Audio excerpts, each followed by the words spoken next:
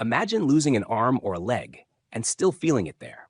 You can feel your fingers curl, your toes itch, or your missing hand clench into a painful fist you can't open, even though it's gone. That strange, almost ghostly experience is called phantom limb, and it's one of the most mysterious and haunting phenomena in neuroscience. Today, we're exploring what it really is, how the brain creates it, why it can hurt so badly, and how science and technology are learning to quiet the body's ghosts. The story begins. Soldiers and shadows. The term phantom limb dates back to the 1800s. An American doctor named Silas Weir Mitchell treated soldiers in the Civil War who had lost arms and legs in battle. To his surprise, many of them still felt those missing limbs. One man swore he could feel his hand clenched in a fist, so tightly it hurt, even though that hand was gone. Another felt his missing foot cramp, as if it were trapped in a boot. At the time, people thought these sensations were signs of madness or grief, that the mind couldn't let go. But Mitchell realized something deeper. These soldiers weren't imagining things. Their brains were simply doing what brains do, continuing to sense a body that to them still felt whole.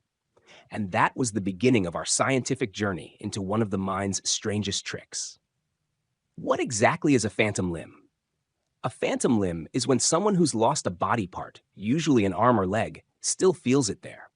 They might feel tingling, movement, temperature, pressure, or even sharp pain. It's not rare. Most people who have amputations experience it at least for a while. Even more astonishing, people born without limbs sometimes feel sensations where that limb should be. That means the brain is wired from birth to expect a full body, even if that body never existed. The brain's map of the body.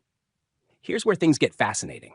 Inside your brain is a built-in map of your body. It lives in a region called the somatosensory cortex, a strip of tissue that runs across the top of your head. Scientists call this map the homunculus, which means little man in Latin, because if you could draw it, it would look like a funny, stretched-out person spread across your brain. The hands and lips are huge because they're packed with sensory nerves. This map tells you where your body is and what it's feeling. But when a limb is lost, that part of the map doesn't just disappear. It goes quiet, and the neighboring areas start to take over. For example, the region that feels your face is right next to the one that feels your hand. So after an arm amputation, touching your cheek might make you feel as though you're touching your missing fingers. The brain is rewiring itself, but sometimes that rewiring causes confusion. It keeps expecting signals from the missing limb and, not getting any, it just makes them up. Like a phone waiting for a call that never comes, it starts ringing on its own.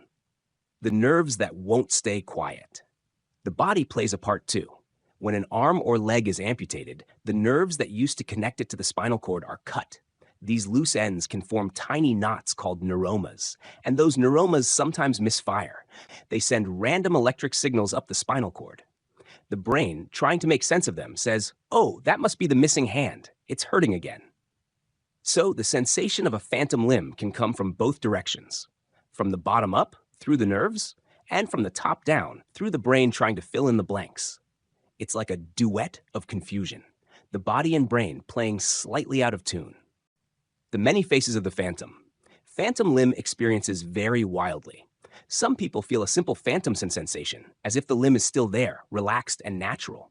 Others feel phantom movement, the illusion that the limb is moving, or sometimes frozen in an awkward pose. And then there's phantom pain, which can be sharp, burning, cramping, or twisting. It can come and go, or last for years. It's often worse when someone is cold, tired, or stressed, showing how deeply our minds and bodies are connected. The emotional weight. Beyond the science, there's the human side, and it's heavy. Losing a limb already means grief, frustration, and a whole new way of living. When the missing part of your body keeps haunting you, it can feel like your mind refuses to accept reality. Some feel betrayed by their own brains, as if they're trapped in an illusion. Others describe it as surreal, living in two worlds at once, one real, one ghostly. But not all stories are dark. Some find comfort in their phantoms. The sensation of a missing hand can make them feel complete again, a reminder of who they were before the injury. For others, that phantom becomes a symbol of resilience, proof that even after loss, the mind finds a way to hold on. Case studies. The mirror and the mind.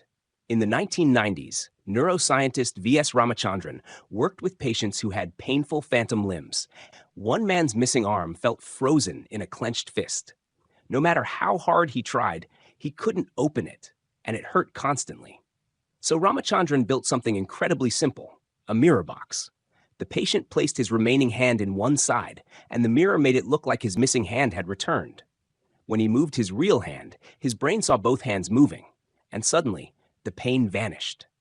Just seeing movement convinced the brain that the clenched fist had relaxed. That simple illusion, using sight to retrain the brain, opened a whole new world of therapy.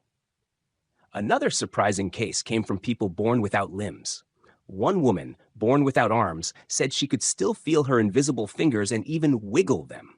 That told scientists something extraordinary. The brain comes pre-programmed with a blueprint of the body, an internal idea of what human should feel like. It's as if our minds expect a full body from the start and try to fill in the gaps when reality doesn't match the plan. And then there are amputee athletes with advanced robotic prosthetics. Some say their phantom sensations actually help them control their prosthetic limbs. Their brains seem to adopt the artificial limb into their body map, treating it like part of them. It's a stunning reminder of how adaptable the human mind can be. Fighting back. Treatments and hope. Phantom limb pain can be tough to treat because it's not just physical. It's a conversation between the body and the brain. But science has found ways to quiet that conversation. Mirror therapy remains one of the most effective and affordable methods.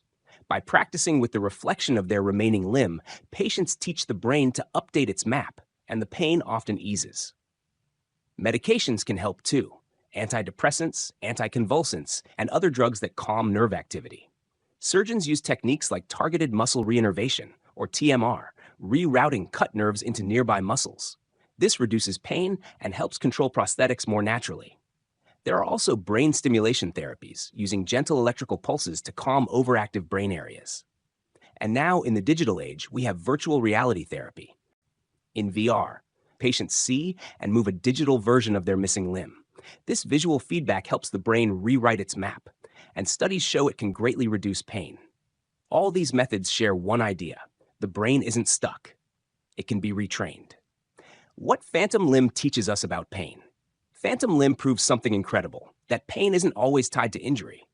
Normally, pain warns you when something's wrong, but sometimes the alarm keeps ringing even after the danger is gone.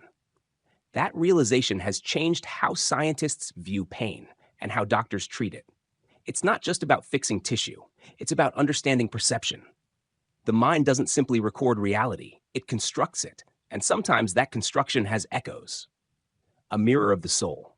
Phantom limb has inspired artists and philosophers too. To many, it's a symbol of loss and memory, proof that what's gone can still be felt. It reminds us that even when we move on, a part of us keeps reaching for what once was, whether it's a limb, a person, or a chapter of life. Philosophers ask, if something feels real, does it matter that it isn't? If your brain insists your hand is there, what does real even mean? The phantom limb lives in that mysterious borderland between body and mind, between the real and the remembered. The future.